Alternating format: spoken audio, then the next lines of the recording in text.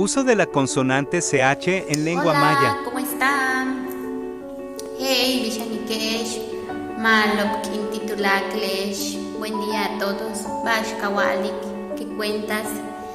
Bienvenidos a este espacio Aprende en lengua maya. Vamos a ver en este video el uso de la consonante che y el apóstrofe.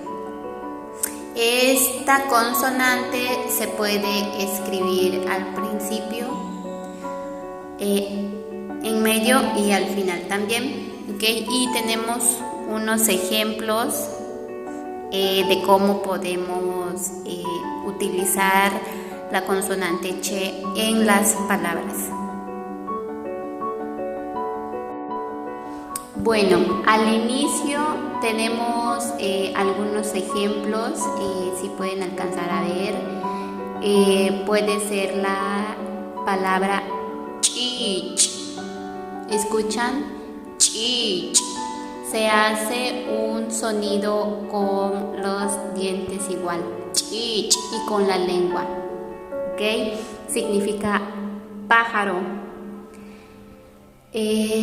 Otro ejemplo,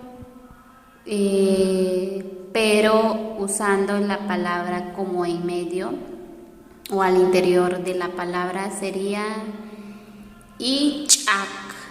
Ichak, igual, el mismo sonido con los dientes y con la lengua. Ichak. Y al final tenemos otro que podría ser la palabra huch. Huch, igual es con los dientes y con la lengua. Huch, masa. Y tenemos otros ejemplos que pueden practicar y pueden ver qué significa y cómo se escribe. Y pues muchas gracias por ver mis videos, por seguirme. Por favor, ayúdame a compartir para que seamos más personas las que aprendan un poco de lo que es la lengua maya.